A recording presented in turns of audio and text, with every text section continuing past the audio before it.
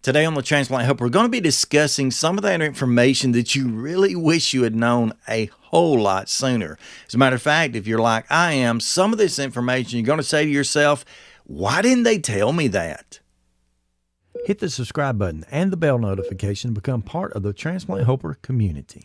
Hey folks, welcome back to Transplant Helper again today. My name is Jim Merle, and if you've been watching this channel very long, you already understand it is my goal, solely my purpose, to help to advocate, educate, and motivate you as a fellow transplant patient. If you listen closely to that, the very center of all of that, which is what the majority of this channel is all about, is about educating you to live the transplant life. I honestly believe in this case, as well as so many cases in life, that knowledge is always going to be power. And in this case, it may even be the difference between life and death. Knowing your situation, knowing what you're dealing with, and knowing how to live the best life as a transplant patient is exponentially important to living that best life and having what you might call a successful journey as a transplant recipient survivor. Now, with that being said, I'll be the very first to tell you that in spite of the fact I have put together over 700 videos on this channel, all of which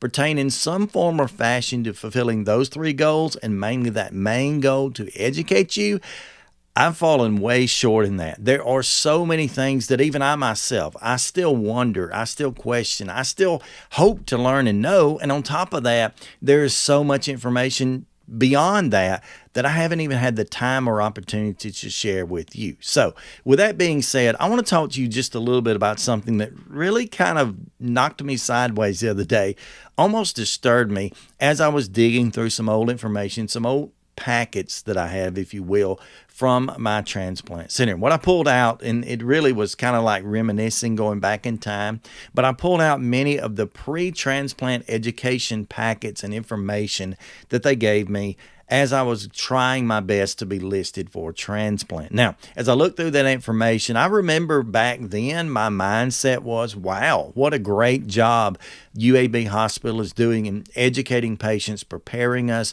getting us ready for what we might face ahead, and letting us know all the things, so I thought, all the things I would need to know to live that best life. However, I know now in hindsight, and especially after reviewing that material, that even though I learned so much about my diet, my exercise, dealing with my medications, even though I learned so much about daily living and such like that, those packets really, in a nutshell, contain only a micro amount of information that has been actually practical and usable in my life. Now, I'm not throwing UAB Hospital nor any of our transplant centers under the bus with that. Obviously, they do their very best to commit to educating us, and obviously, in most cases, they do a good job of such. And for laying the groundwork, for kind of setting me up for transplant, I actually think UAB Hospital did an excellent job in that. Again, there's so much information I do not know. And so what I want to tell you today is that as you live this transplant life, as you go through this journey, there are always going to be things that you question. There should always be things that you inquire on, that you want to learn more about. And you want to be a constant student, not only of your condition, but of transplant itself, learning everything you can, again, about that diet, that exercise program, about the way that you ought to live, the way that you deal with your medications, with your emotions, with your outlook on life. I know for a fact that we need to continually be educating ourselves, moving toward a higher and higher and higher goal so that we can live that best life. Now, even though there's so many things, and I receive literally, I think, dozens and dozens of questions a day from people that basically start out by saying, what do you know about this? What do you think about this? And oftentimes those questions will contain a phrase like I personally use many times, and that is, why didn't they tell me this? Why did not my transplant center sit down and tell me all about this? Well, that comes up for several different factors. One, and I think mainly it has to do with time. They just don't have the time to cover all the bases. Now, I don't know how long your transplant education classes lasted, but mine, I think, lasted maybe probably in full about a day, but it was spread out over about 2 hours, maybe 4 or 5 days at a time. And even though I was evaluated 4 different times leading up to transplant, hence I went through those classes every time, I can always tell you, knowing what I know now, they just didn't have the time to do that. And in order to properly educate us on transplant, I think the only way to do that, if anything, would be for us to sit down and learn what our doctors have learned, learn what our coordinators have learned, learn what the nurses, all the staff, learn what is the abundance of information that could potentially be learned. And we practically can't do that. We're not going to be able to do that, nor would we take or have the time. I think in second, it comes down not only to time, but it comes down to the fact that they just don't know, folks. Let's be honest about this. Your doctors, your nurses, again, your coordinators, the whole staff, they may be some of the most caring, loving, compassionate, and highly educated people that you'll ever be exposed to in life. However, knowing that, many of those people, and most of those people, as a matter of fact, do not live on what I call a been there and currently doing that status. That is, they probably never actually been through a transplant themselves. And I'm happy for that. I'm thrilled that they didn't need the transplants. They didn't have the failures that we did. But at the same time, there is so much that can be said for everyday experience. Again, being there and doing that, making that our current lifestyle, that they just don't have the experience and knowledge to do that. Now, they may again be well studied in books and in all forms of education that they receive, which I know is intensive, but they just don't have that practical experience. In addition to that, I think not only does it come down to time frame, it comes down to lack of personal experience. It also can come down to the fact that, hey, they just don't really know your case. Every single one of us. And this is one of those things that really blindsided me. Even when I first started this channel, I think I started this channel with a mindset of thinking that, hey, we're pretty much all the same. We're all in the same boats. We all had heart transplant or lung or liver, kidney, pancreas, whatever. And so if you categorize that, you can say, well, all heart transplant patients should live this way and be treated that way. Same thing for lungs and so forth. No, that's not the case. Every one of us live very personal, individual lives, and therefore we have individual cases. And there's no way possible for those people who are working hard to train you, to educate you on transplant, at least in that beginning stage of such, to really be able to do that. They're not going to be able to individually adapt every single situation to your specific situation, because if you go into transplant differently,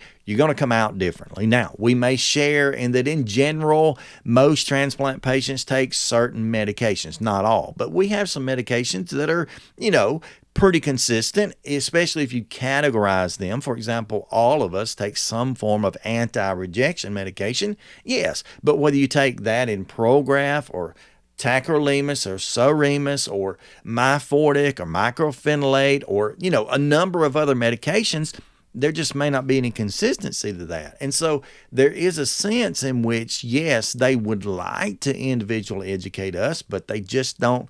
They don't have that information for us. And even though I started out on some medications, doing things some ways, and that I've had to adapt, especially in the last year or so. So they don't have that ability. And I think that's true about all of us. And then in the last place right here, not only is a lack of time, a lack of personal experience, a lack of individualized education that is available, it really comes down to the fact that I think in a backdoor and secret way, they enjoy seeing us learn. Okay. They know that at the end of the day, we're going to have to live our lives for ourselves the way that we can, and in the best way that we can, for not only for our convenience, and I don't mean that we ought to just live, haphazardly, but not only for our convenience, but for our good.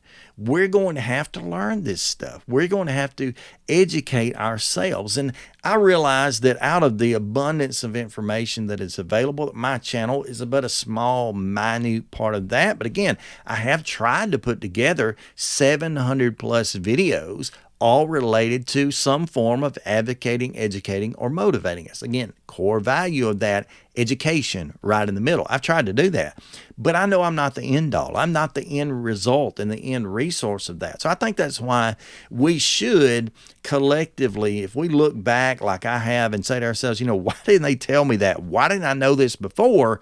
Well, the truth is, you may not have known it before, but you can know it now.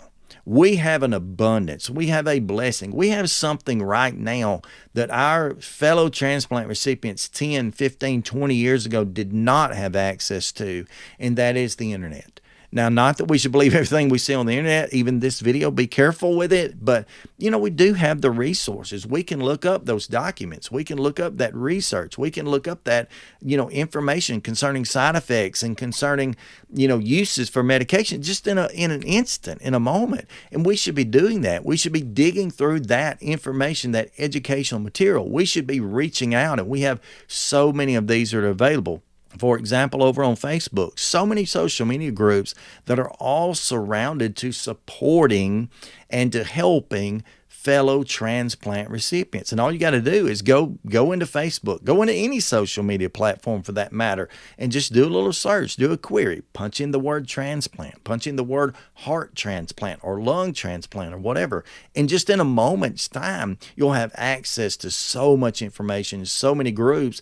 And most of those people, I would say 99% of those people in those groups I've been there and I'm doing that experience. So would I take their word over that of my doctor's? No. My doctor's information, the education that he does give me incrementally or she gives me as I go, I take that as priority. But I take that in beside what I've learned through experience, what I've learned through the experience of others, and then piling all that in and measuring that against what my doctors have said. And maybe I can go to my doctors many times and say, look, I'm dealing with this issue or that issue.